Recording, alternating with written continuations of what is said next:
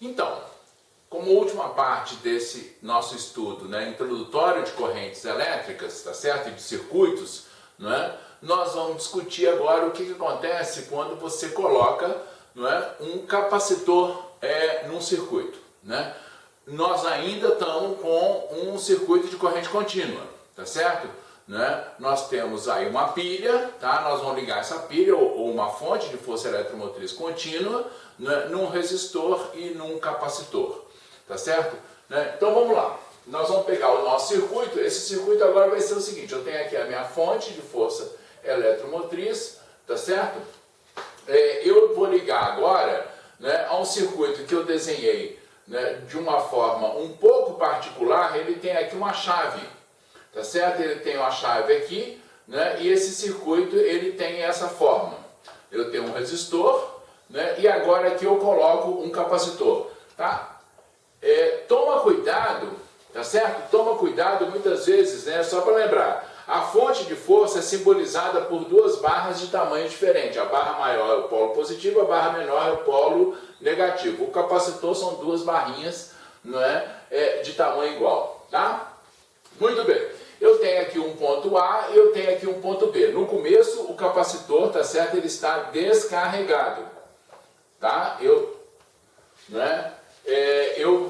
liguei as duas pontas do capacitor, tá certo? Eu peguei um capacitor, liguei as suas duas pontas, isso faz com que ele fique descarregado. Bom, o resistor é um elemento que não traz nenhuma contribuição, né? O resistor só consome energia, tá? E a minha fonte, né? Então o que acontece? Eu estou com esse circuito aí. Olha, presta atenção aqui o seguinte: primeiro eu vou pegar essa minha chave aqui e vou ligar nesse ponto. Quando eu ligar, né, não tem nada acontecendo. Quando eu ligar essa chave nesse ponto, o que vai começar a acontecer? Né, a bateria aqui vai começar a empurrar as cargas, não é? Ela vai começar a empurrar a carga, só que ela vai fazer o seguinte: a carga vai chegando e vai se acumulando aqui, né? Então ela tira uma carga daqui e puxa, carrega. Então a bateria vai fazer o seguinte: ela vai começar a arrancar cargas dessa placa do capacitor e depositar nessa placa, tá? Esse é o papel da bateria. Ela então faz isso, né? Então eu tenho uma corrente, tá certo? Então eu vou ligar no ponto A. Então a primeira coisa que eu vou fazer é ligar naquele ponto A ali. Quando eu faço essa ligação no ponto A, eu tenho esse circuito aqui, tá? Eu tenho a minha fonte, eu tenho o resistor, eu tenho o capacitor, né? Quando eu liguei no ponto A, eu tenho esse circuito, e o que eu vou observar então é que eu tenho uma corrente, passando por esse circuito aqui, né? Essa corrente agora é uma corrente que depende do tempo. Ela depende do tempo porque eu estou carregando esse capacitor, tá certo? À medida que as cargas forem se acumulando na placa do capacitor, tá certo? Originalmente, nessa configuração, antes de ligar a chave, a diferença de potencial entre as placas era zero, né? O capacitor está descarregado, tá certo? A diferença de potencial é zero. No entanto, quando eu começo a carregar esse capacitor, eu vou vendo o seguinte: a diferença de potencial entre as placas, obviamente, vai aumentando, tá certo? Ela aumenta até que, quando a diferença de potencial entre as placas for igual à força eletromotriz, né, ele vai parar de carregar, tá? Então agora vamos olhar aqui, vamos percorrer essa malha, né, utilizando, né, aquela ideia que nós já discutimos das leis das malhas, né? Vamos percorrer esse caminho aí e descrever o que acontece nesse caminho. Bom, eu vou dizer o seguinte, né? Percorrendo esse caminho, eu tenho que a carga ganha energia, tá certo? Quando passa pela bateria, ela perde energia quando passa no resistor, tá certo? E ela, obviamente, perde energia, porque só ganha energia quando passa pela bateria. Ela perde energia aqui, né, quando vai se acumulando aqui no capacitor. Presta atenção no seguinte: as leis das malhas eu trabalho, né, eu falo perde, ganha energia, mas eu estou trabalhando com diferença de potencial. Então a diferença de potencial aqui, eu tenho uma perda, né, uma diferença de potencial negativa aqui, e eu tenho agora, tá certo? A diferença de potencial nas placas do capacitor, né? Lembrando a definição de capacitância, tá certo? Capacitância é a carga dividida pela diferença de potencial, então essa aqui é a diferença de potencial nas placas do capacitor. Lembrando que essa minha corrente e essa minha carga aqui, elas dependem do tempo. Então seria mais razoável eu escrever aqui, ó, I de T menos Q de T sobre C igual a zero. Tá? Porque tanto I, né, quanto Q dependem do tempo. Tá? Eu posso escrever essa equação aqui como sendo, né, se eu pegar o que é I? Meu I de T, pela definição de corrente, é dQ sobre dt. E aí eu posso escrever, então, uma equação diferencial simplesinha, que é R dQ sobre dt mais Q sobre C, mudei de lado, é igual a epsilon. Né? Como vocês, quem já viu, né, ou quem não viu, não tem problema, porque o que importa aqui é que essa solução para nós, tá certo? Ao invés de resolver a equação diferencial, tá? O que eu vou é escrever diretamente a solução dela, né? Porque o que importa para a gente nesse momento aqui é entender, tá certo? Né? Qual é essa solução e o que ela traz para nós de informação. Que é a capacitância, né? Tá certo? C vezes zero, tá?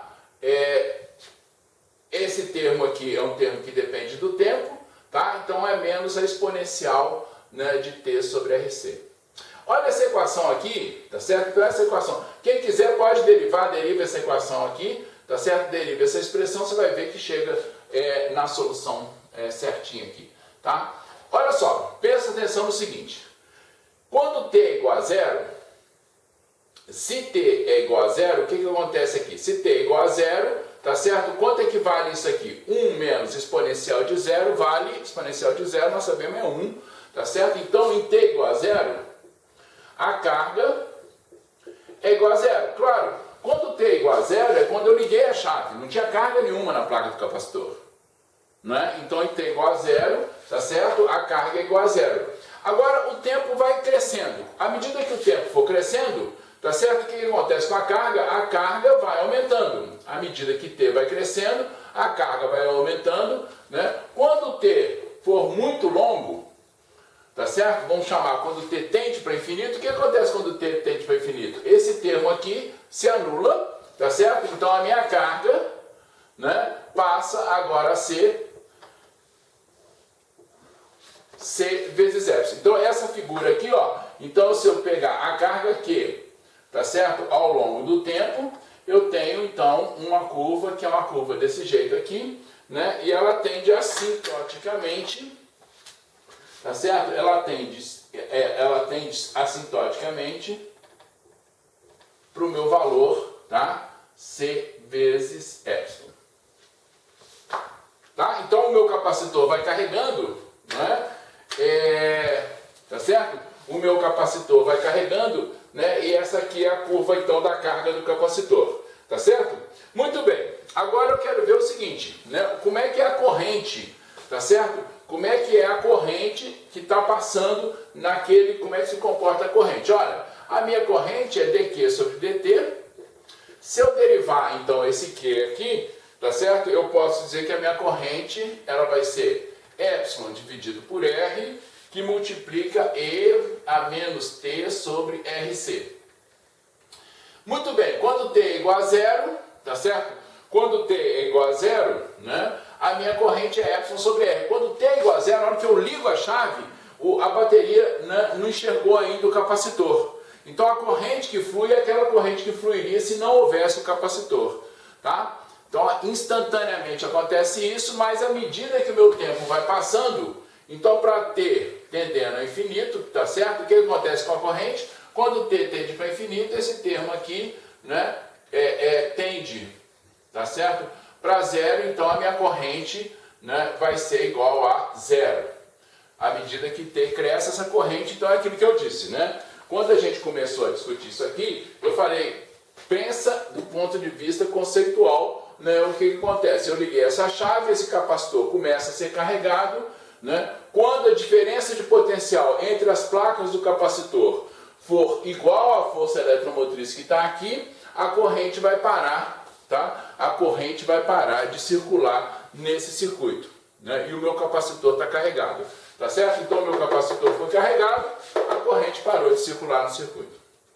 Agora vamos fazer o seguinte, agora então está tudo bem, o capacitor está carregado, agora nós vamos ligar a chave na posição B, o capacitor está carregado, eu vou ligar agora a chave no ponto B, tá? Vamos ver aqui o que acontece quando eu ligo a chave no ponto B.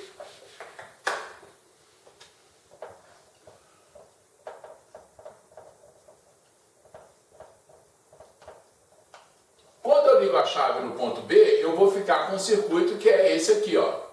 Tem o capacitor, tem o resistor, né?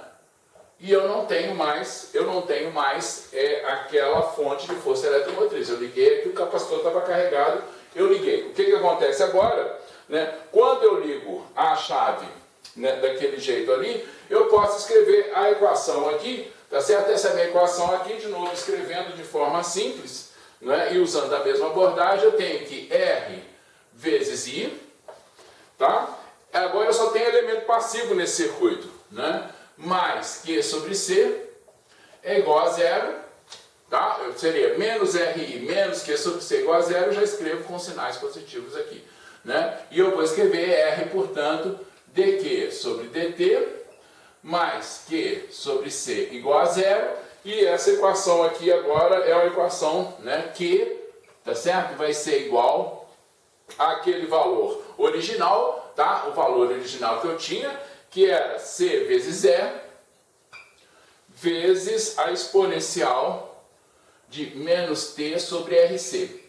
Ó, percebe que tanto numa quanto a outra, tá? Eu coloquei aqui, né, esse valor RC, que é um valor que tem importância para a gente. Então, na hora que eu liguei aqui, o que vai acontecer? A minha carga, o meu capacitor estava carregado, tá certo? Ele estava carregado e agora ele então vai começar a descarregar até que a sua carga se anule, tá certo? Então esse processo que eu tenho aqui, e uma coisa importante que eu quero chamar a sua atenção é para esse valor de RC aqui.